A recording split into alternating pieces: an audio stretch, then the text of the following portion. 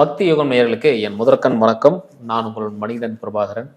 இன்னைக்கு சீஃப் கெஸ்ட்டாக யார் வந்திருக்காங்க பார்த்தீங்கன்னா, பிரசன்ன ஜோதிட ஆராய்ச்சியாளர், வாஸ்து நிபுணர், பங்குச்சந்தை ஜோதிடர் ஏகே அசோக் கந்தசாமி சார் வந்திருக்காரு. ஃபர்ஸ்ட் ஆஃப் ஆல் அவர் வெல்கம் பண்ணிடலாம். வணக்கம் ஐயா. வணக்கம். எப்படிங்க? நல்லா இருக்கு. சிறப்பு ஐயா. ஸோ கடந்த எபிசோட் நீங்கள் சனி ஒரு தொழில் ஸ்தானம் அதெல்லாம் பேசியிருந்தோம். இந்த எபிசோடில் என்ன பார்க்க போகிறோம், நிறைய பேர் கேட்டிருந்த கேள்வி தான்.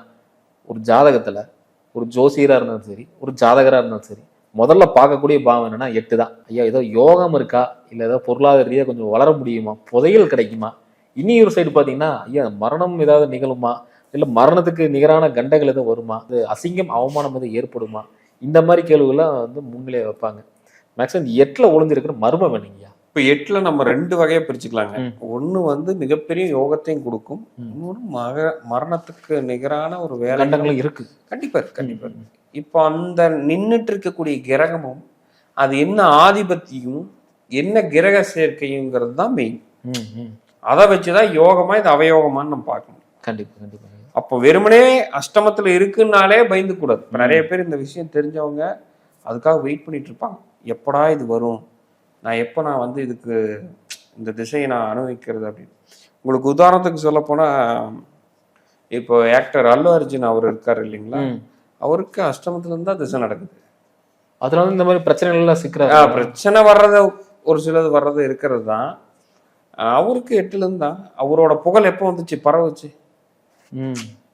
புஷ்பாவுடைய ஃபர்ஸ்ட் பார்ட் வர வரைக்குமே அல்லு அர்ஜுனா பெருசா அவருக்கு இந்த மார்க்கெட்டே கிடையாது. அதுதான் இந்தி மார்க்கெட் ஓப்பன் பண்ணிச்சு. ஒரு பேன் இந்தியாவே கிரியேட் பண்ணிட்டாரு. இப்போ அடுத்து பயங்கரமா போயிட்டு இருக்கு. இது புஷ்பா 3யும் வருங்கிறாங்க. அவ்வளவுதான், ஒரு லைஃப் செட்டில் கிட்டத்தட்ட. இப்போ நிறைய பேர் பாத்தீங்கன்னா நெகட்டிவ் ப்ரிடிக்ஷன் கொடுக்கறத நான் பார்த்தேன். அதாவது அல்லு அர்ஜுனுக்கு புஷ்பாக்கு பிஃபோர் இன்னுமே யூடியூப்ல சர்ச் பண்ணி பாத்தீங்கன்னா இருக்கும். அவ்வளவுதான், அவர் கெரியர் முடிஞ்சு. இந்த மாதிரி ஆஸ்ட்ரோல அவருக்கு அஷ்டமத்துல இருந்து திசை நடக்குது, ஒரு விபத்து நடக்கக்கூடிய வாய்ப்பு இருக்கு, அதுல இருந்து அவர் மீள முடியாது, அவருக்கு காலில் ஃப்ராக்சர் ஆகிறது, விபத்து ஏற்படுறது, அதெல்லாம் இருக்கிறது தான்.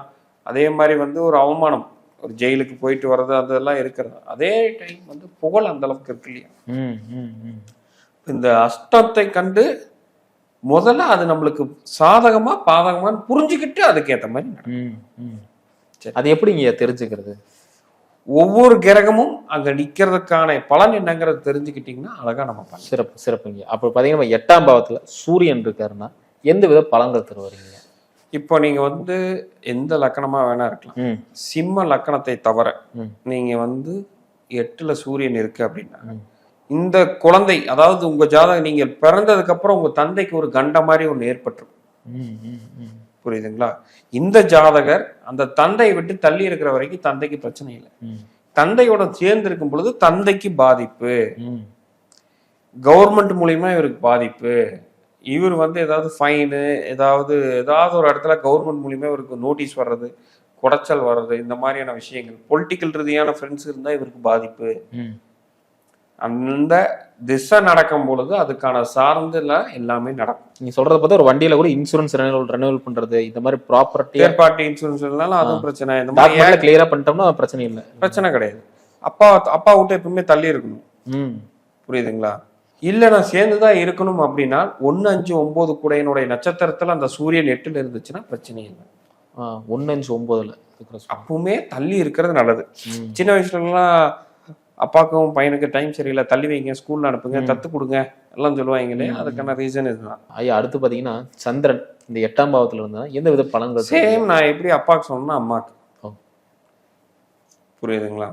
அம்மாவை விட்டு கொஞ்சம் தள்ளியே இருக்கணும்.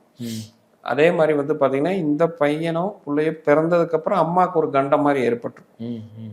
புரியுதுங்களா? அம்மாவுக்கு இந்த பையன் புள்ள மூலியமா எந்த ஒரு நிம்மதியும் சந்தோஷமும் கிடைக்காது. பெரிய அளவுக்கு அவங்களால என்ஜாய் பண்ண முடியாது. அப்புறம் சிறு வயதிலேயே அதுக்கான காலகட்டங்கள், சந்திரன் சரியான கிரக அமைப்புல இல்லைனால், சந்திரன் சனிக்கு எது இல்லை, சந்திரன் சனி, சந்திரன் செவ்வாய், இல்ல இப்ப நான் ஒரு சுப கோட்கள் கூட தீய கோட்கள் வந்துச்சுன்னா ஃபைனலா தீய கோட்கள் முடிஞ்சதுன்னா சிறு வயதிலேயே இழக்கிறது. அதேதான் தந்தைக்கும் தாய்க்கும், அதேதான் அம்மாவை இழக்கிறது. அப்ப நம்ம என்ன பண்ணணும்னா, குறிப்பிட்ட ஏஜுக்கு மேலேயே கொஞ்சம் விவரம் தெரியுது, ஒரு 4th standard 5th standard மாதிரி ஹாஸ்டல் விடணும். ஹாஸ்டல் விட்டு அப்படியே ஸ்டடீஸ், ஹையர் ஸ்டடீஸ்க்கு ஹாஸ்டல் விடணும். அப்பப்போ பார்த்துக்கிட்டு இருக்கும்போது ரிலேஷன்ஷிப் நல்லா இருக்கும். கூடையே இருக்கும்பொழுது கண்டிப்பாக மிகப்பெரிய பாதகத்தை கொண்டு போயிடும், உயிருக்கு ஈக்குவலான ஒரு கண்டனத்தை கொண்டு வந்து விட்டுரும். புரியுதுங்களா? அந்த காலகட்டத்தில் அவங்க வீட்டோட வாஸ்து கொஞ்சம் வேலை செய்யும். புரியுதுங்களா? இப்போ மெயின் வந்து என்னன்னா, இதுல 1, 5, 9 அந்த லக்கணத்துக்கு 1, 5, 9 நட்சத்திரத்தில் அந்த சந்திரன் இருந்துச்சுன்னா கண்ட வரைக்கும் போய் தப்பிச்சிருவாங்க. பெரிய பாதிப்பு கிடையாது, நல்லா இருக்கும், பெரிய யோகத்தை கொடுக்குது. பையன் பிறந்ததுனால திடீர்னு பெரிய அதிர்ஷ்டமான பணம் வர்றது, அந்த மாதிரியான விஷயங்கள் எல்லாமே கிடைக்கும். அப்ப அது என்ன ஆதிபத்தியங்கிறத பாக்குறதும் முக்கியம், அது என்ன கிரக சேர்க்கைன்னு பாக்குறதும் முக்கியம். அடுத்து பாத்தீங்கன்னா 8ஆம் இடத்துக்கு குரு. ஃபர்ஸ்ட் எது வந்து இருக்கக்கூடாதுன்னா, 8ஆம் இடத்துல குருவும் சுக்கிரனும் இருக்கவே கூடாது. இது 2 மட்டும் எப்பவுமே இருக்கக்கூடாது. 8ல குரு இருக்கிறவங்களுக்கு மேக்சிமம் வெளிநாடு போயிடுவாங்க. போகாதவங்களும் மேக்சிமம் போக சொல்லி தான் நம்ம சஜஸ்ட் பண்ணுவோம். உள்ளூர்ல இருந்து அவங்களால சக்சஸ் பண்ணவே முடியாது. ஒரு பெரிய அவமானம், சூசைட் பண்ற அளவுக்கு அவமானத்தை ஃபேஸ் பண்ணுவாங்க. அவங்களால ஒரு பணத்தை சேமிக்க முடியாது. 50 கோடி சம்பாதிச்சாலும் கடைசியில் 0வில் தான் நிற்பாங்க. ஒருத்தங்கிட்ட பணம் வாங்கினா திருப்பி கொடுக்க முடியாது. ஒரு சொல்ல காப்பாற்ற முடியாது. அவமானப்படுறது அவங்க வாழ்க்கையில நிறைய நடந்திருக்கும். நிம்மதியாவே இருந்திருக்க முடியாது. நம்பி இன்னொருத்தங்களை நம்பி பணம் கொடுப்பாங்க, அவன் திருப்பி தர மாட்டான். இவங்க சொன்ன பக்கம் அது பேர் கெட்டு போயிடும். ஒரு தங்கங்கிறது ஒரு பொட்டு சேர்த்த முடியாது. என்ன சேர்த்திருந்தாலும் கடைசியில் அடகு கடைக்கு போயிடும், வெளியே போயிடும். இது எல்லாத்தையும் தடுக்கணும்னா அவங்க ஃபாரின் போயிடும். ஒரு நாட்டை விட்டு இன்னொரு நாட்டுக்கு போகும்போது அப்ப இதோடைய தாக்கங்கள் எல்லாமே குறையும். நீங்க என்ன நட்சத்திரம் என்ன ஆதிபத்தியம் வேணா இருக்கு, இந்த குரு ரொம்ப ரொம்ப ரொம்பவே. இதே வந்து பெண்களா இருக்காங்க, பெண்களுக்கு குரு 8ல இருக்குன்னா குழந்தை பிறந்ததுக்கு அப்புறம் இந்த பெண்களுக்கு பாதிப்பு. ஆண்களா இருக்கும் பட்சத்துல நான் ஃபர்ஸ்ட் சொன்னது எல்லாம் எடுக்கும். ஏன்னா ஆண்களுக்கு ஜீவகாரகன் குரு, பெண்களுக்கு ஜீவகாரகன் சுக்கிரன். அப்போ நான் இப்ப ஆண்களுக்கு சொன்னா அதே தான் பெண்களுக்கு. பட் பெண்கள் படிப்பு முடிச்சு வீட்டிலே இருக்கிறதுனால பெருசா இருக்காது. பட் ஏதோ ஒரு அவமானங்கள், ஏதோ ஒரு விஷயங்கள் அவங்களுக்கு நடந்துட்டே இருக்கும். அடுத்து பாத்தீங்கன்னா புதன். 8ஆம் பாவத்தில் புதன். 8ஆம் பாவத்துல புதன் இருக்கிறது கொஞ்சம் ஒரு சகுனி வேலைகள்லாம் பார்க்கும். எப்படியாவது போய் இன்னொருத்தரை கோர்த்து விட்டு இதை எஸ்கேப் ஆயிரும். அந்த மாதிரியான விஷயங்கள் தான்.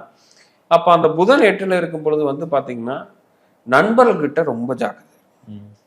நண்பர்களால நடுத்தெருக்கு வரக்கூடிய மேக்சிமம் ஜாதகம் புதன் அஷ்டமத்துல 12ல இருக்கிறவங்க எல்லாருமே நண்பர்களால பெரிய இழப்பு. நண்பர்கள் ஏமாத்துறது, நம்பி கொடுத்துட்டு போனா முடிச்சு விட்டுட்டான், இவன் கூட போனா எனக்கு ஏதோ ஒரு பழக்கத்தை பழக்கி விட்டு என்னை இப்படி மாட்டி விட்டானுங்க, என்னை அவமானப்படுத்திட்டானுங்க, பணம் போச்சு, நல்லா என் வாழ்க்கை போயிட்டு இருந்துச்சு, நல்லா வேலைக்கு போயிட்டு இருந்தேன், 1 லட்சம் சம்பாரிச்சேன், ஷேர் மார்க்கெட்னு ஒரு கான்செப்டை கொண்டு வந்தான், இது பண்ணான், என்னையும் லாஸ் பண்ண வச்சான். சரி நான் சம்பாரிச்சுத்தானே என்கிட்ட வந்து பணம் வாங்கினான், அதையும் கொண்டு போயிட்டான், கிரிப்டோ கரன்சி, MLM, இந்த மாதிரி நண்பர்களை நம்பி போய் நடுத்தெருக்கு வரக்கூடிய அமைப்பு எல்லாமே இந்த புதன் 8ல இருக்கிறது.